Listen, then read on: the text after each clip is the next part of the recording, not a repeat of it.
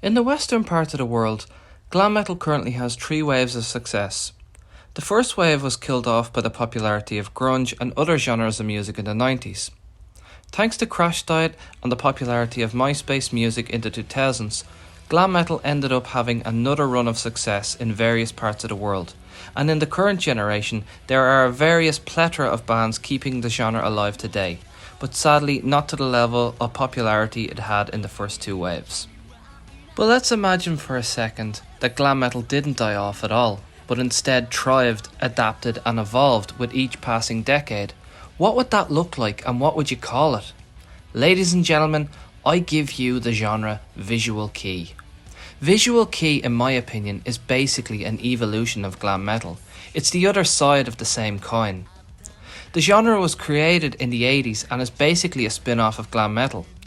Two of the main bands that pioneered this genre was Japan and another band called Didnt. It's mostly popular in Japan and neighbouring Asian countries, but has gathered a cult following of fans from all over the world. The genre has stood the test of time right up to present day, maintaining a consistent fan base and level of success that Western glam metal just couldn't. The band that got me into Visual Kei was a band named Ancafe, or Antic Cafe.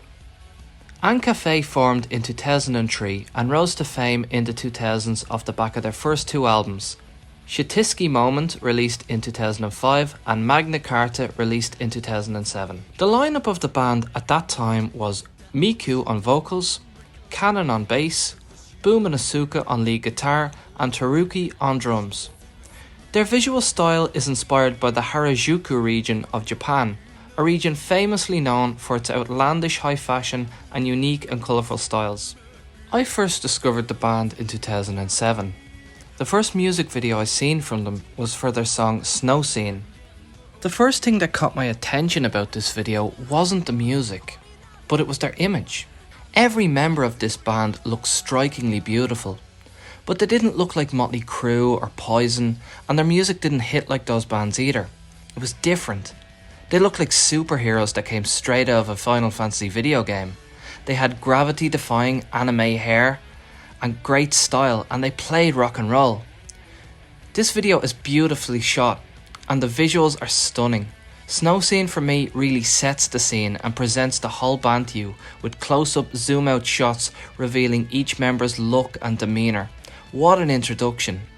And the music is pretty good too. Your only reference to what's going on is the visual aspect. If Ancafe didn't look the way they did and put a ton of effort into the production quality, I think myself and many others would probably have clicked off the video, as I don't know a lick of Japanese. But nearly every video this band put out at that time had a message or a story I was able to understand simply by watching them. And that's the power and beauty of what Visual Kei is all about. It breaks down the barriers of language, and it's what kept me wanting to see and listen to more. The next video I came across was one called Smile Ikebon Leona. This one was about a girl trying to get the popular boy in school. She tries everything to get his attention, like dressing up as a cat. When that doesn't work, she tries putting on fake tan and acting kawaii, I think, but ultimately ends up just being herself, which is what ends up getting her the boy. At face value, it's a nice little video, but when you realise that Boo is a guy and the year I seen it in was 2007, it suddenly becomes a video with a message that's ahead of its time and important to a lot of people struggling, not only with their self-esteem but their gender and maybe their sexuality too.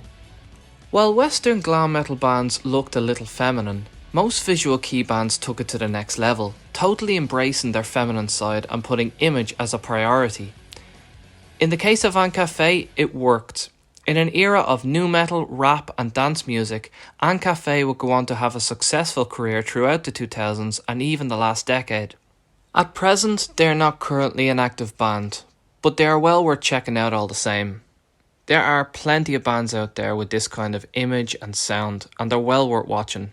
So, if you're sick of listening to the same old stuff and you're looking for something new, Visual Kei is well worth a look. Do it. Have a look. Thanks for watching.